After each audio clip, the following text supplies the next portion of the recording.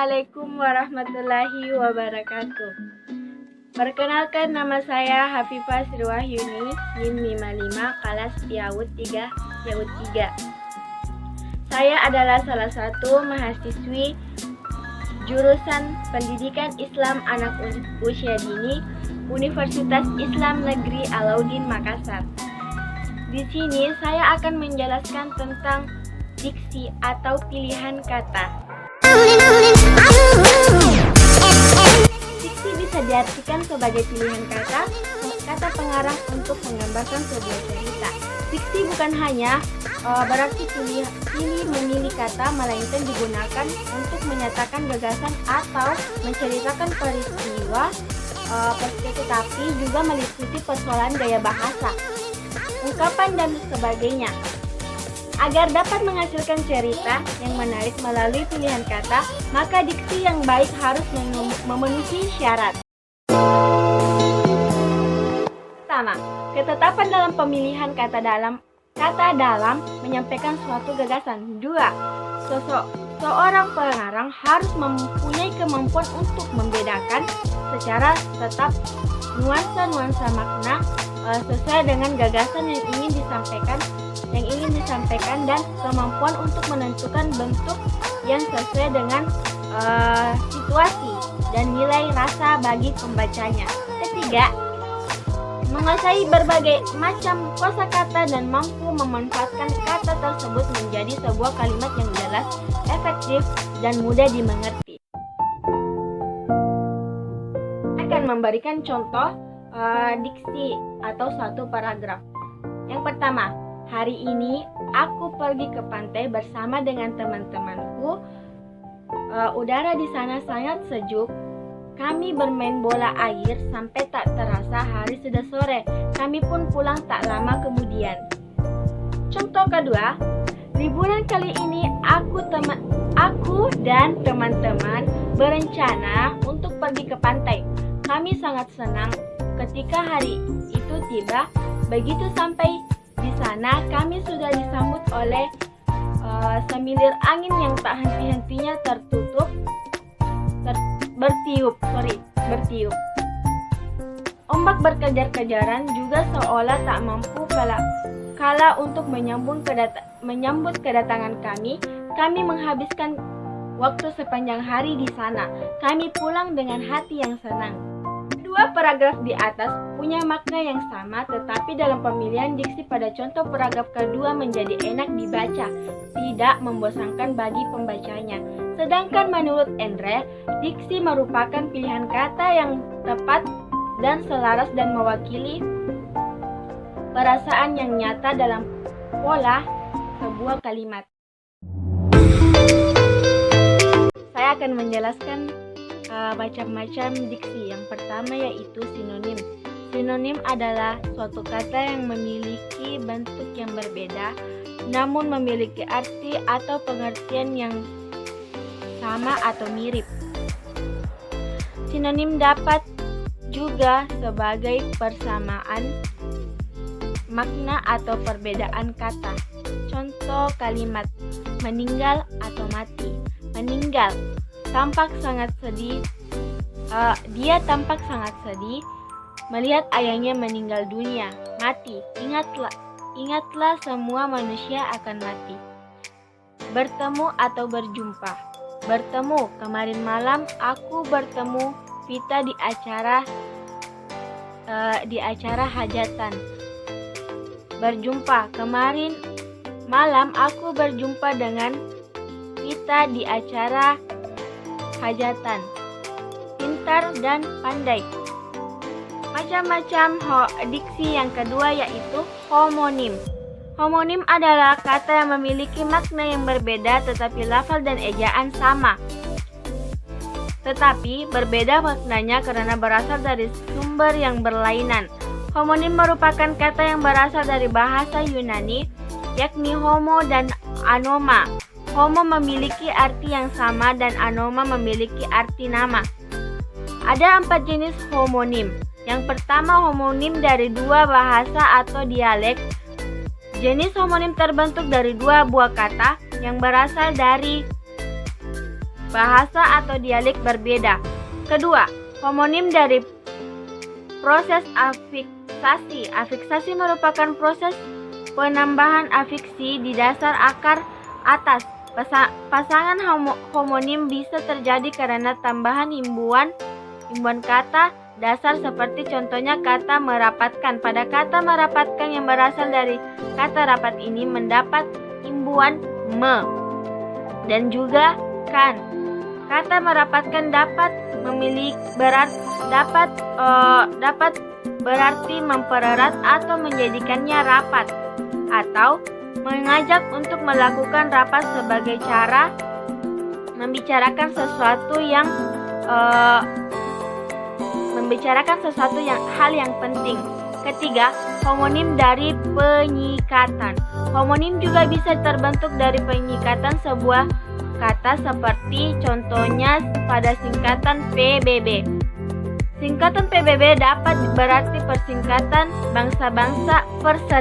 bangsa-bangsa, juga dapat berarti pajak bumi dan pembangunan, atau juga dapat memiliki arti peraturan baris berbaris. 4. Homonim dari gejala bahasa. Pembentukan kata homonim dapat terjadi karena penambahan fonem dan juga penghilangan fonem. Contoh kata gaji. Kata gaji bisa merupakan lemak dan bisa merupakan upah kerja. Contoh penggunaan kata homonim di dalam suatu kalimat. Hak.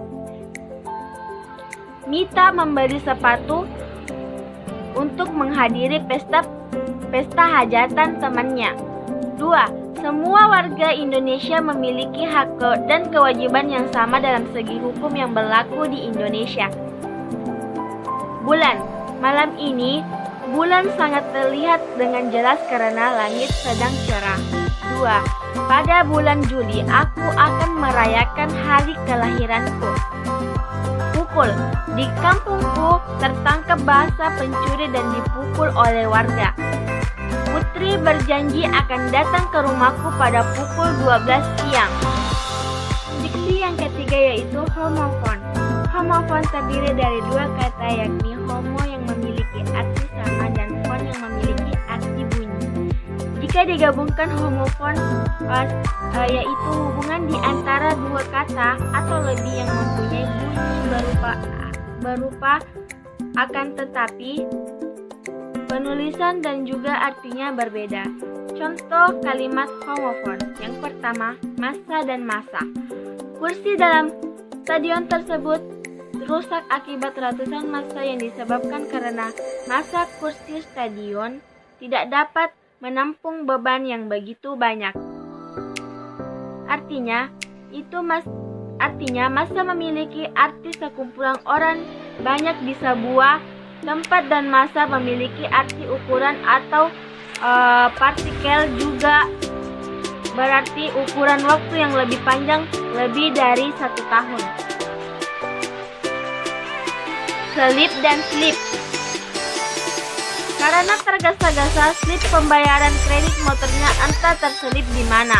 Selip memiliki arti sebuah barang atau benda hilang atau lupa di mana meletakkannya, sedangkan yang satu adalah secari kertas sebagai bukti sudah membayar. Contoh yang ketiga, syarat atau syarat. Syarat yang sudah ditentukan oleh perusahaan swasta tersebut ternyata membuat syarat untuk politik dari kaum elit. Syarat memiliki arti hal yang harus dipenuhi agar bisa mendapatkan sesuatu, sedangkan syarat adalah sebuah keadaan yang menyatakan banyak atau penuh akan sesuai di dalamnya. Macam diksi yang keempat yaitu homograf. Homograf berasal dari kata homo dan graf yang mempunyai arti jenis dan tulisan. Jadi, homograf itu adalah sebuah kata penulisannya sama akan tetapi arti dan juga pelafalannya berbeda. Kata-kata yang termasuk homograf itu mudah dimengerti sehingga kita dapat dengan mudah tahu apa makna dari kata tersebut. Perbedaan pelafalan Pada kata homograf biasanya terjadi karena pengucapan huruf. Misalnya, pada huruf E contohnya kata seorang yang mempunyai arti melawan atau serang. Nama kata yang ada di penulisan banteng. Dua kata tersebut memiliki penulisan yang sama akan tetapi pengucapan huruf E yang berbeda, sehingga menyebabkan makna dari kata tersebut juga berbeda. Contoh homograf dalam kalimat. Kandungan gizi pada buah apel memiliki banyak manfaat bagi kesehatan tubuh. Contoh yang kedua, seluruh siswa baru di SMA Pelita wajib mengikuti apel pagi dalam rangka pembukaan masa orientasi siswa baru. Apel dengan pelafalan E pada ekor mempunyai arti sebagai salah satu nama apel dengan pelafalan E pada ekor mempunyai arti sebagai salah satu nama buah-buahan. Sedangkan yang pada kalimat satunya yaitu merupakan salah satu kegiatan upacara atau perkumpulan di lapangan sekolah atau di kantor. Yang kelima, antonim yaitu antonim. Antonim adalah hubungan semantik antara dua buah satuan ujaran yang maknanya menyatakan kebalikan. Pertentangan atau konteks antara satu dengan yang lainnya atau suatu kata yang berlawanan makna dengan kata lain. Contoh antonim yaitu kaya dan miskin, rajin dan malas, surga dan neraka, atas dan bawah, mahal dan murah, panjang dan pendek. Adapun jenis-jenis kata antonim. Yang pertama, antonim taksonomis. Antonim taksonomis yaitu pertentangan makna yang bersifat mutlak. Misalnya pada kata hidup dan mati ada batasan yang jelas antara hidup dan mati. Yang kedua yaitu antonim radiosional. Antonim relasional yaitu hubungan pertentangan makna antara kata yang berbeda dalam satu garis jenjang atau hierarki. Macam diksi yang keenam yaitu kata umum. Ayah melihat adiknya yang sedang dirawat di rumah sakit. Ayah menengok adiknya yang sedang dirawat di rumah sakit. Ayah yang melirik adiknya yang sedang dirawat di rumah sakit. Pada kalimat tersebut memiliki makna umum yaitu melihat. Sinta membawa barang-barangnya ketika pergi piknik. Itulah tadi penjelasan saya tentang diksi atau pemilihan kata. Maaf jika saya banyak membaca HP dan saya tidak terlalu lancar dalam mengucapkan kata-kata yang ada pada macam-macam diksi tadi. Jika ada kesalahan mohon dimaafkan.